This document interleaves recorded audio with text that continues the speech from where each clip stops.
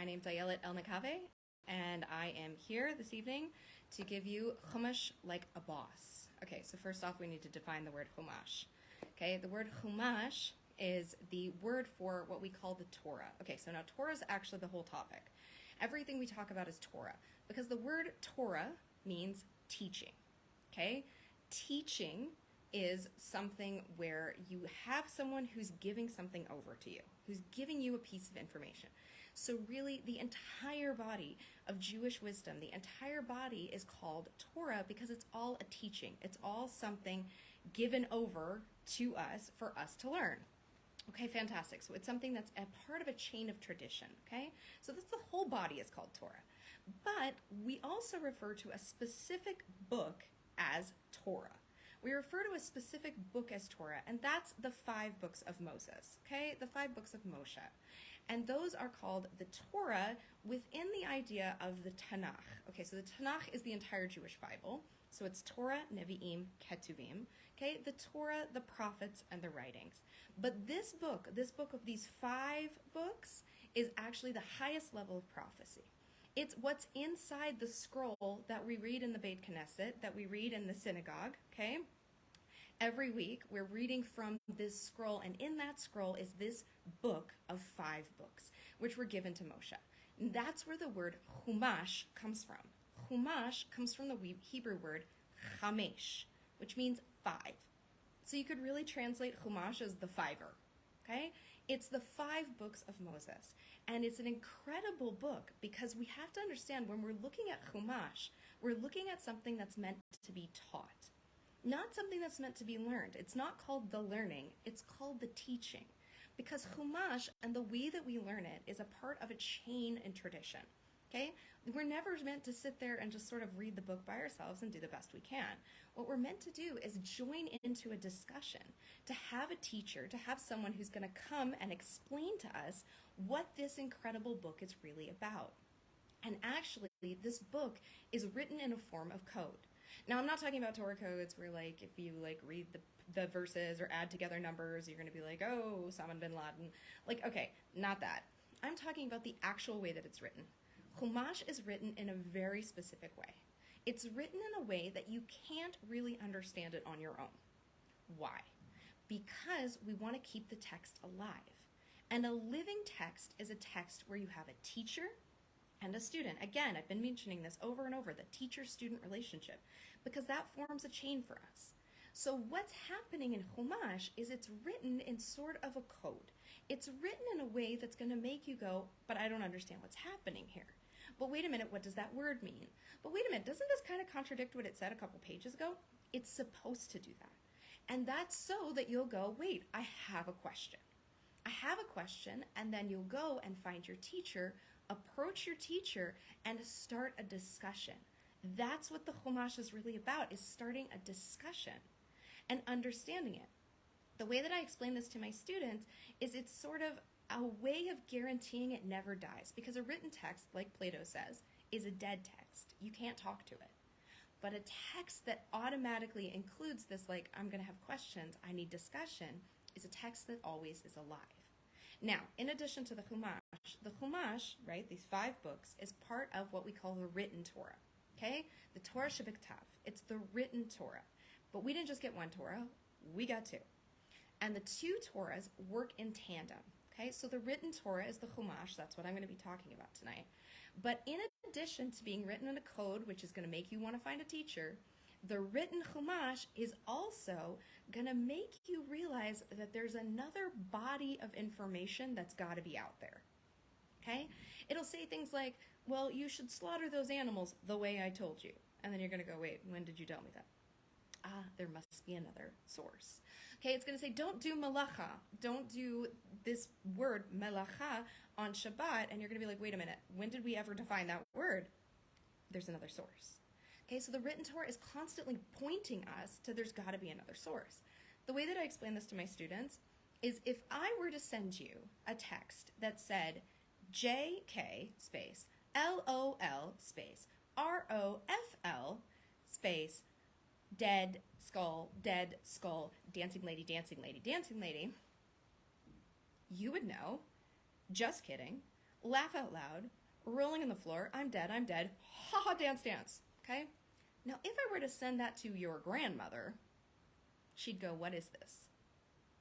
JK. She'd be like, this isn't even words. How do you know what that text means? How do you know what all of those acronyms mean? How do you know that a skull doesn't mean death? It means I'm dead from laughter. For Zal, because you're probably Gen Z if you know that. If you're a millennial, sorry, let me catch you up. Skulls mean dead from laughter. It's not a death thing, okay? But what is that? Is you are accessing an oral tradition. Somebody at some point explained this to you, or you heard it somewhere, and so it remains an oral tradition. Now, you don't have to go look at the dictionary of texting to figure out this. You're accessing an oral tradition, which explains the written thing in front of you. Okay, great. So all the time that we're learning Chumash, we're always going to want to be accessing this oral tradition in order to fill in the blanks, in order to give us the extra information that's shown in this book is needed. And in addition, we're going to be wanting to connect to a teacher so that the source remains alive, okay? So those are the two key things that are going to be happening. Now, what are the 5 books? The Chumash is made up of 5 books, okay? In Hebrew, it's Bereshit, Shemot, Vayikra, Bamidbar, Devarim. Okay, where do the names come from? Jews are not creative namers. You should remember this at all times. We are not creative namers. So where do the names of the books come from? One of the first 3 words. Yep, that's it. Bereshit bara Elokim, Ele Shemot. All of these books are just named by one of the first 3 words that comes out there. Okay? So what's interesting, though, is in English, or Latin-based, but English, these books are named thematically. So let's go over the names in English, okay? Genesis, Exodus, Leviticus, Numbers, Deuteronomy. And that will actually tell you a little bit about the themes of the books. So what do those mean? Genesis comes from the word genome, or generate. It means creation. Okay, whenever you see Gene, it means creation. It's a creation root. Okay, so Genesis is a book of creation. Exodus comes from the word exit, to leave or to go out, because that's the book where we leave Egypt. Leviticus comes from the word Levi, which means priestly. Okay, so it's a book of priestly codes. I think they kind of phoned it in on the 4th one. The 4th one is called Numbers. Why is it called Numbers? Because there's a census. So the first couple chapters of the book are just a lot of numbers. I think they kind of phoned that one in. Okay? And the last one is Deuteronomy. Deuteronomy comes from de, which means to. Ronomy means study of, like astronomy is the study of the stars. Okay? So Deuteronomy means the second study. And what that book is a repetition of basically everything that happened in the first 4 books, plus a little bit new information. It's a review book. Okay, so Genesis, Exodus, Leviticus, Numbers, Deuteronomy, and Hebrew, which are not translations. Again, the Hebrew names are just from one of the first 3 words, Bereshit, Shemot, Vayikra, Bamidbar, Devarim. But Chumash also has the Ramban, who is Nachmanides, gave us other names for these books as well. He gave us thematic names as well. Okay, so what are the thematic names? This book, Bereshit, is called Sefer Yetzirah. Sefer means book. Sefer Yetzirah means the book of formation. Okay? So what's being formed? And this is where it gets really fascinating, because the book of Chumash isn't just a storybook. In fact, it's definitely not a storybook. And it's definitely not a history book. And it's definitely not a science book. And it's not a biography. What it is a teaching about how to live your life. And so the way that this story of Chumash starts out is Chumash starts out with formation. But what is being formed in the beginning? Now, probably if you're listening to me, you're going to go, the world, right? Oh, right, the first book, God creates the world. Okay, but guys, on airtime, that is 1 chapter. That is 1 chapter. 1/60th of the 1/6 of the first parsha. It's a blip compared to the rest of the book. I mean, the story of Yosef is going to end up taking 3 parshas. Creating the entire world takes 1/6 of the first one. So wait a minute. It can't be that we name the whole book Formation because it's God forming the world. So then what's being formed in Bereshit? Why is this book called Formation? Because what's being formed in the first book is family. The first book of our Torah is all about family. It's about relationships. It's about relationships between a husband and a wife.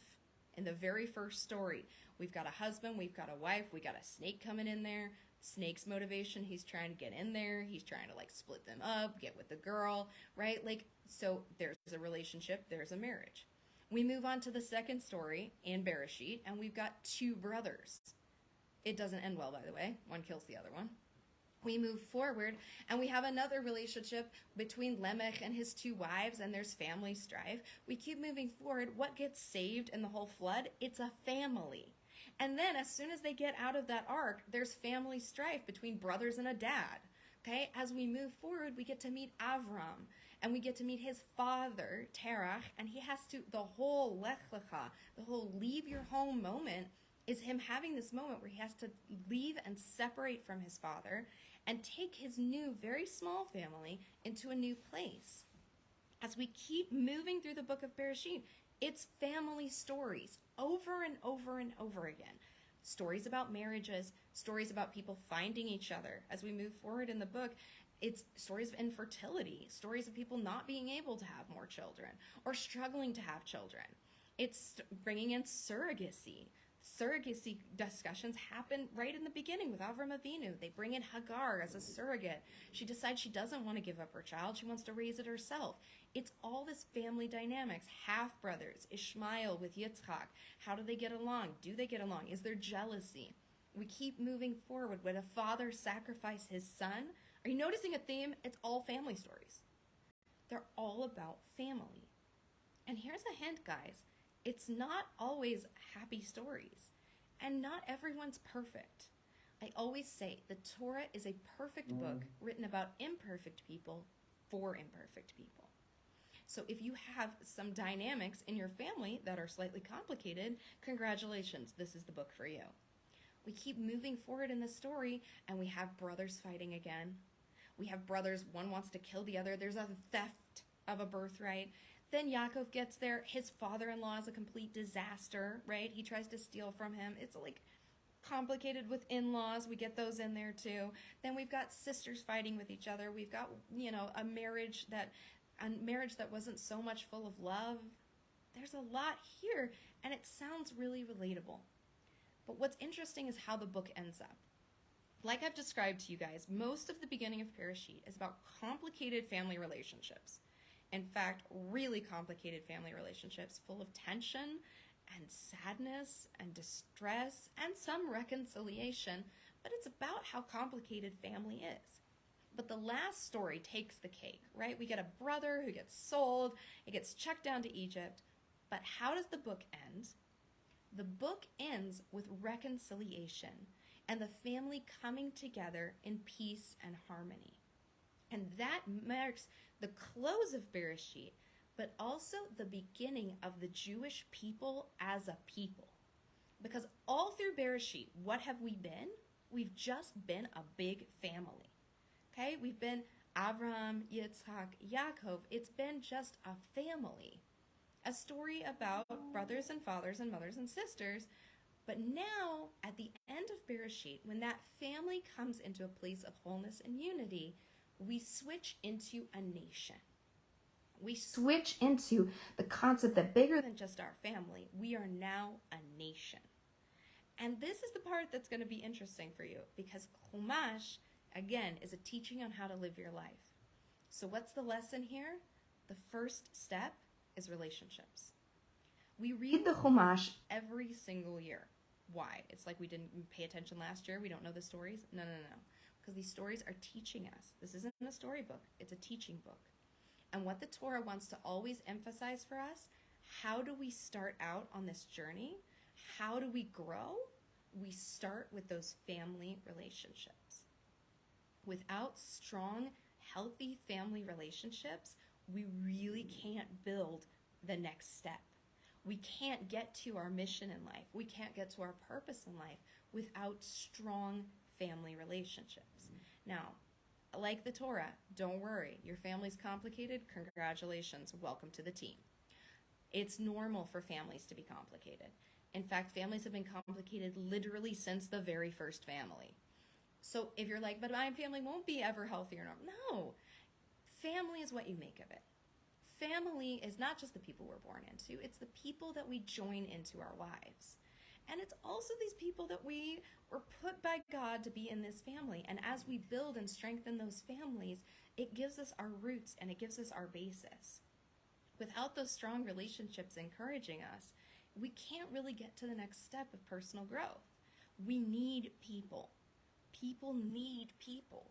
People need these connections. And that has to always be the first focus for us, are the relationships in my life, the way that I'm treating the people around me. How much jealousy am I dealing with? How much hatred? How much rivalry? Or am I supporting? Is there reconciliation? Is there forgiveness? Is this a place that's safe? Is this a place that people can come and be themselves and grow here without judgment? And that's what Bereshit is about. It's the book of Yetzirah, formation. Formation isn't creation.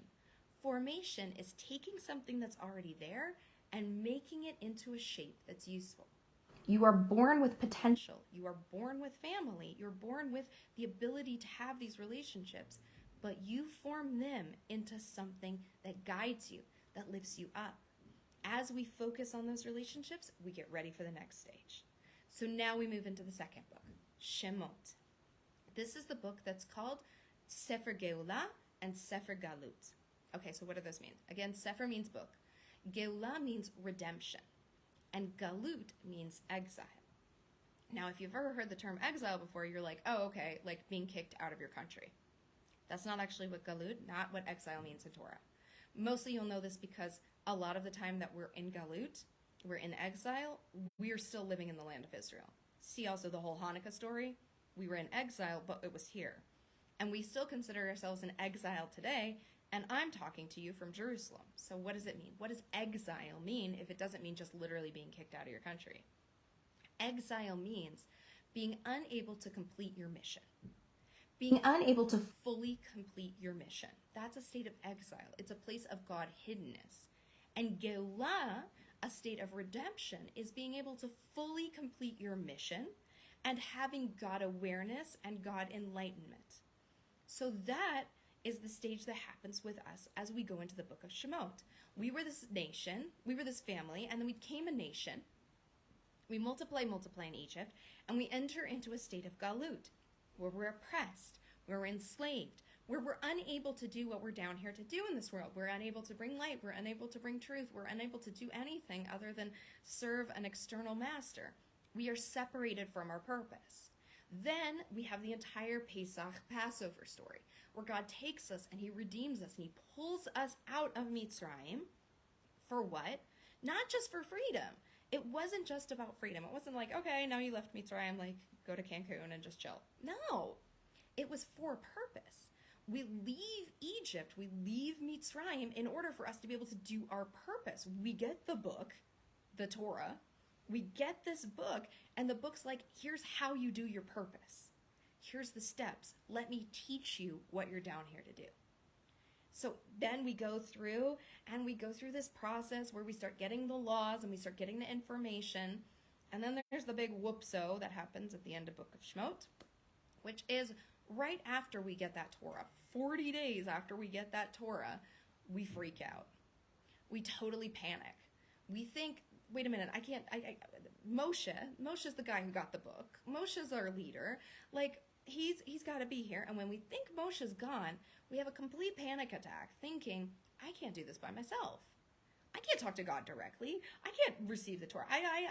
Now, there's a difference between having a teacher and having an intermediary. We don't need any intermediaries.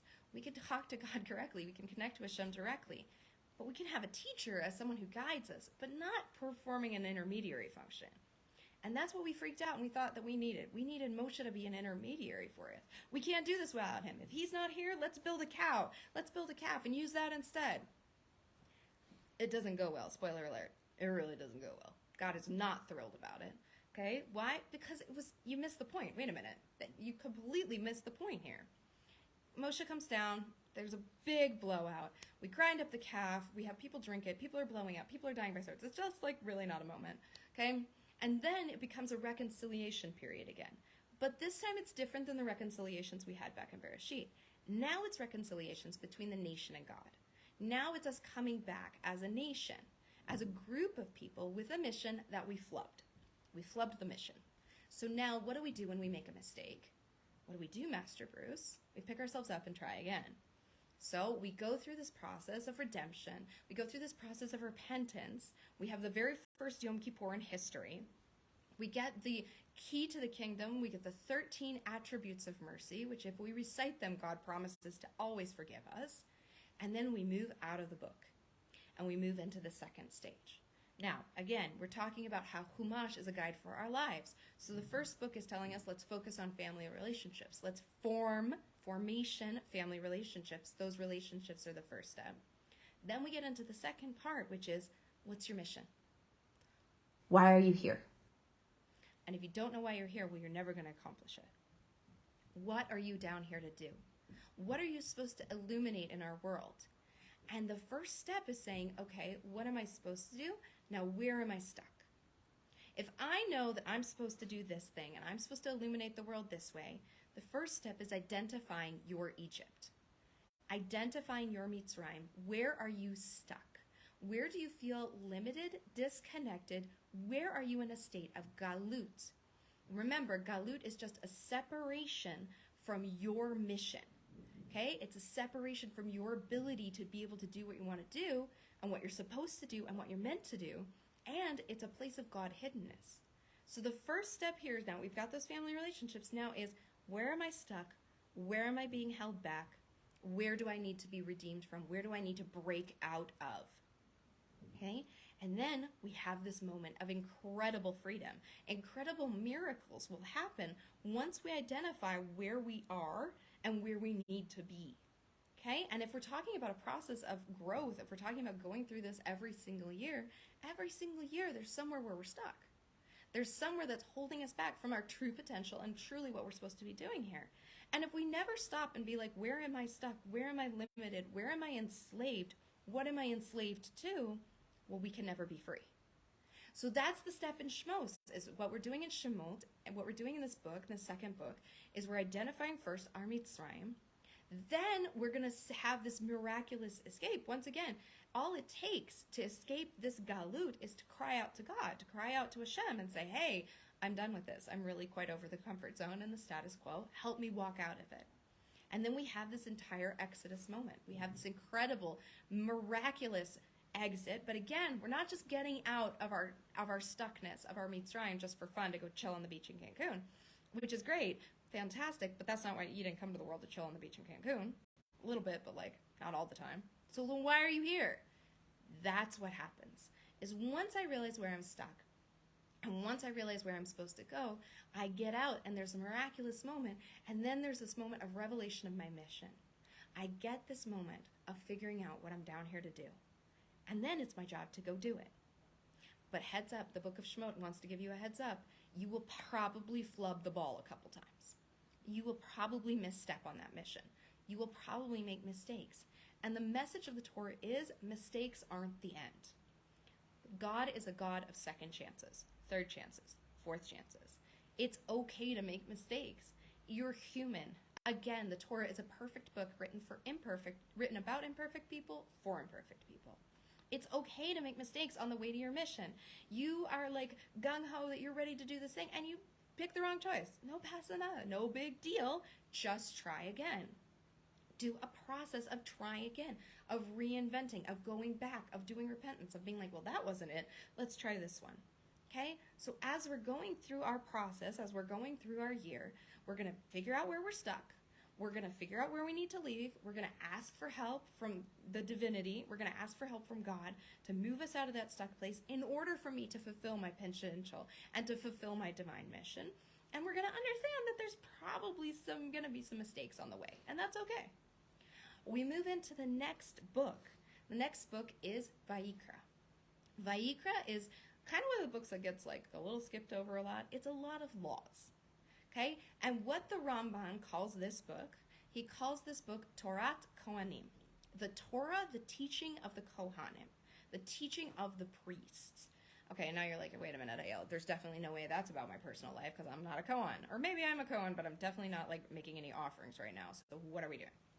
Wait a minute. First, understand what the book's about. What is the actual core thing that's being taught in Torah Kohanim?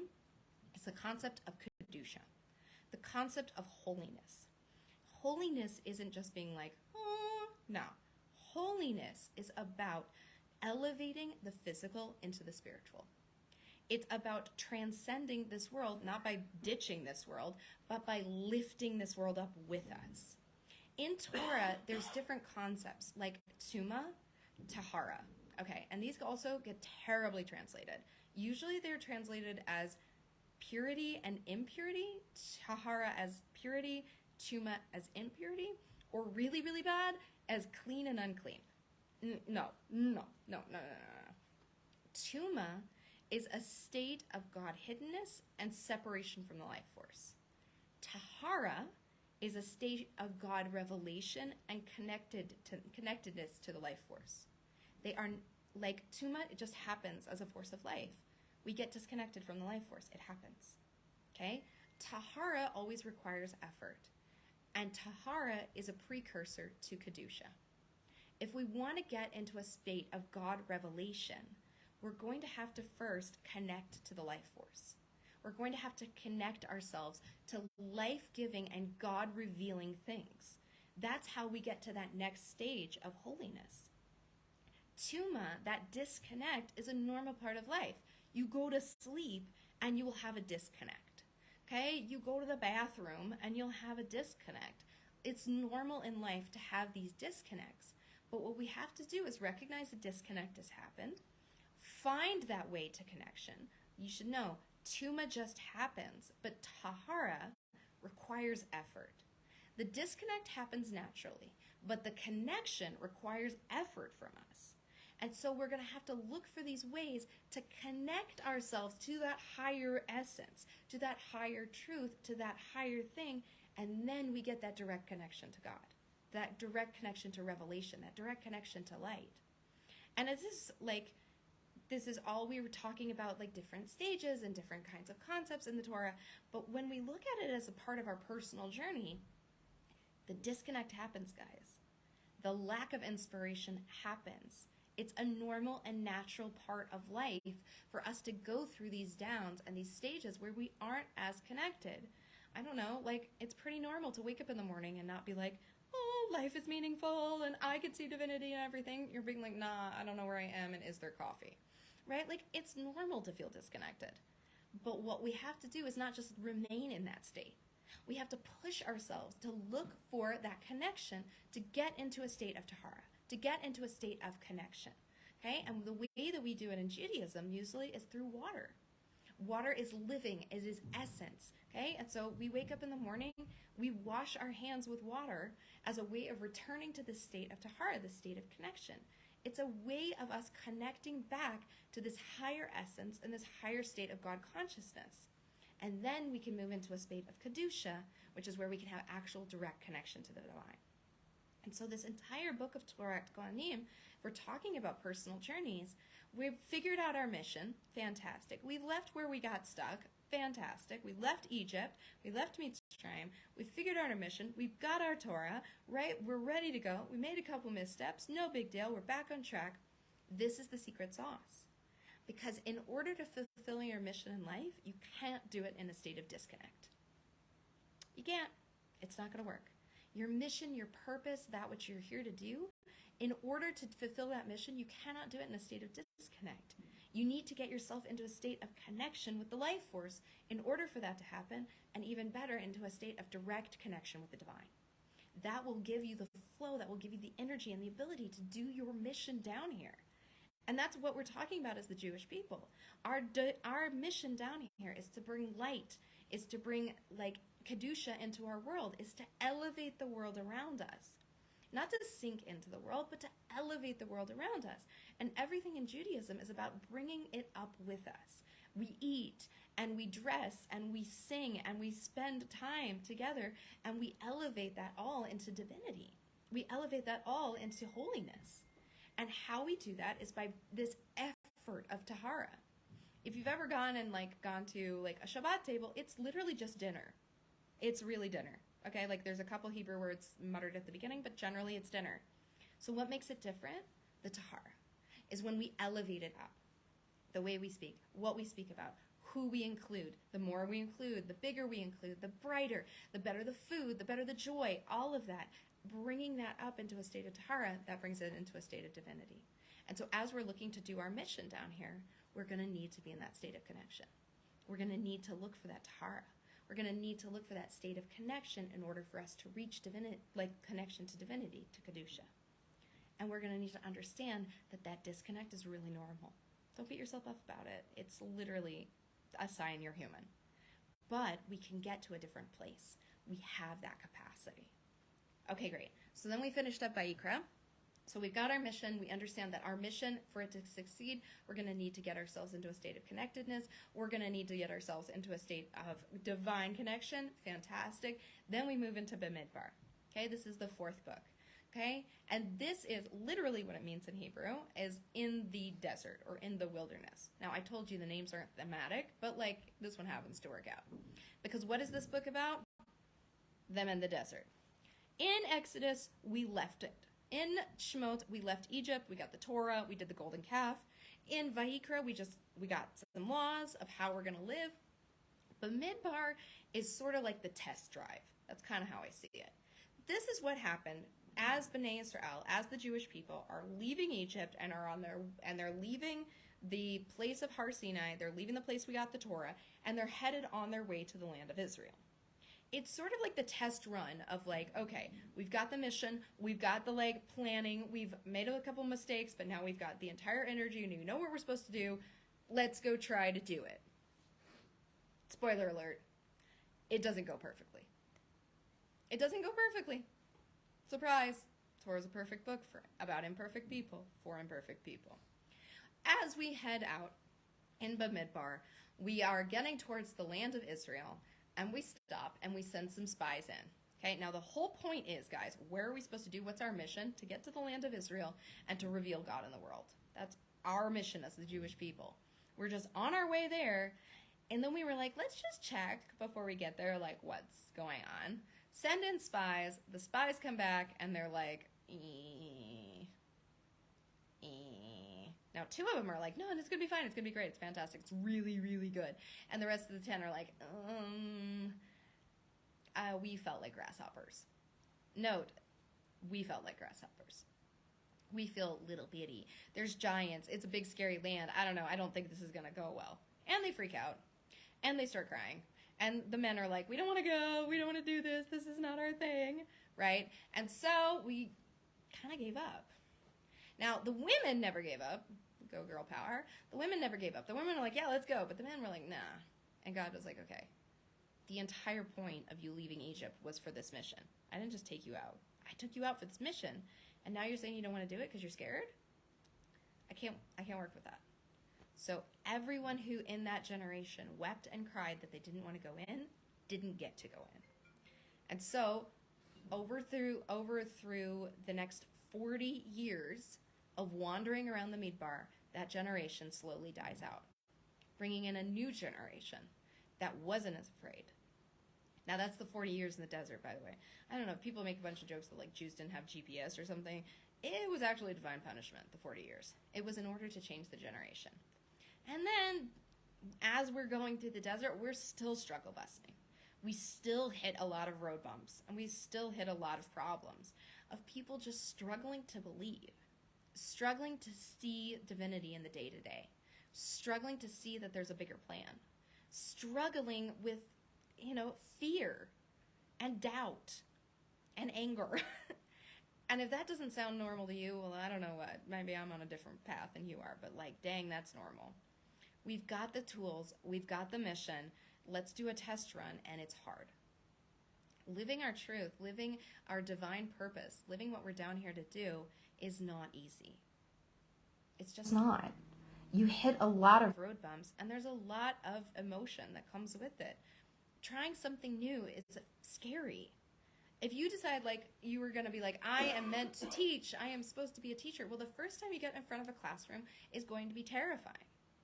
The first time you teach on Zoom and you're just yelling at your smartphone in your living room is terrifying. The first time you show someone your art is terrifying. The first time you like put up a boundary in a relationship because you need healthy relationships because that's part of your purpose in the world is scary. It's terrifying. It's hard. Things aren't easy. Fulfilling our mission and fulfilling our purpose in life isn't easy. It's actually really difficult and it's really scary, but we can't give up because that's why you're here.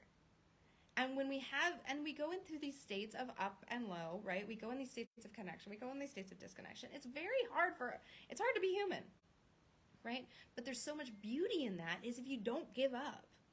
If you pick yourself up and keep trying again. Remember, God is a God of second chances and third chances and fourth chances. And what's happening in the desert is they are stumbling and they're afraid and they're not sure. And Hashem is just like, okay, here we go. Let's do it again. Let's do it again. Let's do it again. Like, it's like, as long as you don't give up, we can keep making this work. That was the problem with the spies, is they gave up. If you don't give up, it's okay for it to be hard. It's okay for you to get in your feelings sometimes. It's okay for things to be difficult. That's fine. Just don't give up. Just don't say, like, I'm done. I want to go back to that place where I was restricted and held back and couldn't connect. Like, no, definitely no backs. It's okay to stop. It's okay to take a minute.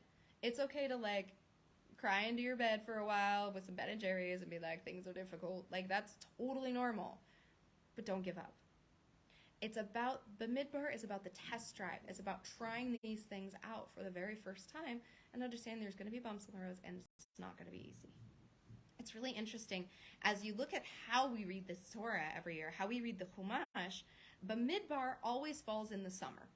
Okay? It always falls in the North America, or not North America, Northern Hemisphere, summer. Okay? It's also kind of like a little bit downtime of like Jewish holidays. Like you have Shavuot and then you just kind of like coasting for a while.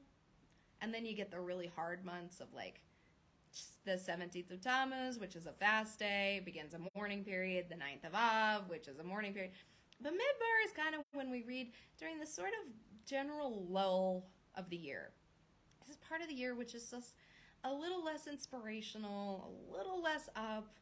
And I think that's kind of makes sense to me because it's like, well, yeah, things do get hard and we do cry and we do struggle. And that doesn't mean that you're doing anything wrong. It means you're on the right path. You're on your way home. You're on the path home. Just got to keep going. Don't give up. Don't give up when it gets hard. Take a minute, take a break, take a rest, go to therapy. We should all be in therapy.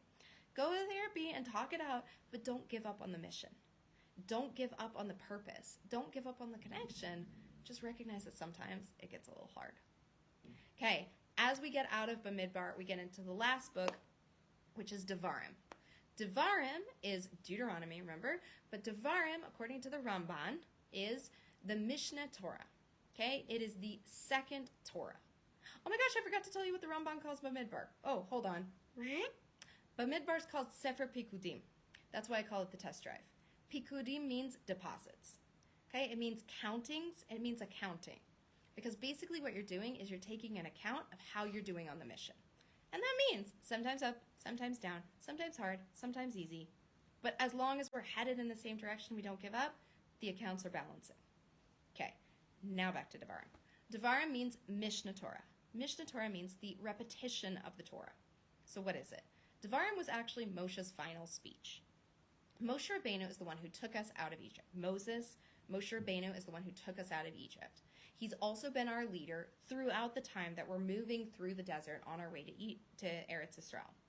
But he is not allowed to go into the land of Israel. He made a major flub back in Bamidbar. He made a major mistake, and so he wasn't allowed to go into the land of Israel. He was going to leave us right at the border. And so, before he's going to pass away, and before we're going to head into the land of Israel, Moshe gives a final speech. And this final speech is his explanation of everything that happened before the entire history of everything that happened before, and then specific instructions for how the new reality inside the land of Israel is going to work. Okay? So it's a speech that he gives as they're standing on the border, basically. He stops and he gives them this speech explaining to them not only everything that happened, and by the way, he spares no details. He's like, and then you guys messed up here, and then this thing happened, and then remember that one time? Right? He goes through everything, the good, the bad, and the ugly. Okay? And he also gives them information for now, when you go into the new land, things are going to be different. Okay? This is going to be a totally different experience. Here in the desert, basically all your needs were taken care of. When you go into the new land, training wheels are off, kiddo. You're going to need to earn food. You're going to need to garden. You're going to need to do your stuff, right? It's going to be a new reality. And so he's trying to not only give them the review, but also give them a preparation. It's a mishnah. It's a repetition of the Torah before, but also giving them last little bits there. And the last parsha, the last section of this book, is called V'zot Bracha. And this is the bracha. And this is the blessing. Okay? And then the book closes. So Devarim is basically this sort of capstone moment for Moshe Rabbeinu, who wrote this whole book, to finish off his final speech. And the very last thing that's written is the death of Moshe and the burial of Moshe. Now, we don't know where he's buried. That was kept from us so that we wouldn't end up, worshiping or anything. But his death and his burial are recorded in the book. And according to the Midrash, it says that he actually wrote those parts with his own tears. Okay? So it's the closing of this book. So for us, in our spiritual journey, what is Devarim about? So it's really interesting where Devarim falls out in the year. Devarim falls out at the very end of the Jewish year. In fact, we read Devarim as we end the year and we begin the next one. It's right during Rosh Hashanah, during the Jewish New Year. Okay? We read it from a couple weeks before, and then we read it throughout the holidays, and we finish it up. The last holiday in that Tishrei block, I don't know if you know this, between September and October, Jews have all the holidays. We have our New Year, we have the Day of Atonement, we have Sukkot, which is like Booth Celebration Festival, and the very last holiday is Simchat Torah, the joy of Torah, where we finish reading this book and start reading it again. Okay? So we're going to finish the last parsha, the last section of Devarim, which is Zot Bracha, this is the Bracha, and then we're going to start the new one, which is Bereshit. Okay, so that's the holiday. It's called Simchat Torah, the joy of Torah, and it's where you end and start again, because we never quit reading. We just end and start immediately again. So what's interesting about Devarim is it comes in that last part of the year. And for our spiritual growth journey, okay, we started out focusing on family and focusing on relationships because that's our basis. Then we figured out, okay, what's my mission in life? Where am I stuck? What is my Egypt? What do I need to break out of? How can I ask Hashem? How can I ask the divine to help me break out of my status quo, go towards my mission, get the information I need for my mission, flub it up a little bit, but keep going. Then we move into the next stage, which is, okay, for my mission to succeed, I'm going to need to be connected to the life force. I'm going to need to be connected to the divine. I'm going to understand that disconnect happens. That's totally normal. But I'm going to look for those opportunities to bring myself into a state of connection, into a state of Tahara, so I can get to Kedusha, the actual connection to the divine. Then I'm going to take my mission for a test drive, and I'm going to understand that feelings are going to come up, and doubts and fears and angst, and it's going to be hard, and there's going to be bumps in the road. But as long as I don't give up, as long as I don't sit down and cry and say, I quit, take me back to the Egypt, we're good to go. The story keeps going. God is a God of second chances. And so as we hit this last book, Devarim, this is a book to review. And this is what we should be doing as we're going into that last part of the year. The last part of the year should be you looking back, not only over the last year, but the past couple years that you've been living and sort of reviewing, well, what happened here? And I think this is such a powerful thing that we can do, and I think people avoid it. They avoid looking back because they're like, there's a lot of mistakes back there. Mistakes aren't bad. Mistakes are learning opportunities. But you got to look back and learn in order to make progress. That's what Moshe's whole thing was. He wasn't just bringing up their mistakes to be like, no. He was bringing up their mistakes in order to give them an opportunity to learn, an opportunity to grow, an opportunity to flourish. And the only way you could do that is by looking back and seeing what happened. for us in our lives, how are you going to design a next year, a new beautiful beginning, if you don't know what happened this year? If you don't know where your struggles were? Yeah, we all have a vague idea what happened. But let's go back and look over it concretely and specifically and in detail. What I always tell my students at where I teach is I'm like, you want to go do a review of your year? Scroll your camera roll. Seriously, scroll your camera roll. Go all the way back to January and then start scrolling your camera roll, and you're going to start remembering what you did. Oh, right, remember that fun? It's amazing how much we forget as humans. Our memory is actually not as good as we think it is, especially with our own lives. We have this internal justification, internal like editor, which sort of basically changes your memories to be like more coherent, but also coherent according to the story you tell yourself. So if you tell yourself it was a terrible year and everything sucked, you're going to only remember those parts because that's what the editor is doing, okay? There's a filter on there. It's an edit roll. But if you tell yourself it was a beautiful year and it was only good things, that's also what you're going to see. The truth is somewhere in between the two. There were probably fantastic things and there were probably really hard things. And when we go back and we scroll our camera roll, we're like, oh yeah, oh, it wasn't all bad. Remember that amazing dinner we had, or remember that amazing weekend, or remember, oh, that beautiful sunset I saw, or whatever it is, you know. Oh yeah, I made that new friend, or like, oh, this is the year I met, like, so-and-so. Like, all of a sudden we remember the good things. I know you probably don't have, like, photos on your camera roll of you, like, sobbing it out on a Tuesday about life being hard. I mean, unless you do that, which, live your truth. Okay, but, like, you can remember, you'd be like, oh, right, why did I screenshot that? Oh, right, because I forgot to pay that bill. Oh, right, that was when I sent all those screenshots to my friend on WhatsApp, and we had to, like, completely, you know, go through everything that happened there in a deep dive, right? If you don't have a friend who deep dives your life, get one, because it's helpful. Like, you will remember kind of some of the stuff that happened over the year. You'll be like, why weren't there any pictures this week? Oh, I remember why there aren't any pictures from that week. And so going through that review, it doesn't have to be a bad thing. It has to be a thing that gives you guidance for the next steps. To give you guidance for, all right, what am I doing down here and how's it going? We've done the test drive and we've had a couple flubs, but now I've got to design the next year. I've got to keep going. I've got to keep moving. I've got to keep growing. Humanity is constantly in a state of growth. If we're not growing, we're not going. We're not doing. So we have to sort of kind of look back, well, what happened? What were some of my biggest mistakes over the last year? I don't want to do that again. What were some of my biggest triumphs and successes? Oh, I definitely want to do those again. It's that review. It's that year in review. And then what you do is you start preparing for the next year, right? That's what Moshe did. He told them, okay, and now the new reality is going to be this, this, and this. And so what we have to do is we have to be like, okay, what kind of new reality do I want to build in this new year? What sort of things do I want to leave in the past? And what sort of things do I want to bring with me into the future? And so what we do as a religious practice for Jews is we take this time and we make kabbalot. We make, like, not promises. We make, like, things that we take on for ourselves, things that we put on ourselves, like little goals that should be really small, and they should be something that's easy to do, that doesn't hurt, but little things to sort of move you more in the direction of the things that you want and move you further from the things that aren't great for you. It's little baby steps. It's little things like putting a reminder on your phone, right? Like a reminder on your phone, you are infinitely loved. And having that bad boy ping up every couple hours to just remind you. Or putting time limits on your phone so that you end up on it a little bit less during certain times, like maybe when you're spending time with people you care about, right? Or maybe it's about, you know, reminding that, you know, exercise and moving your body is really important to you.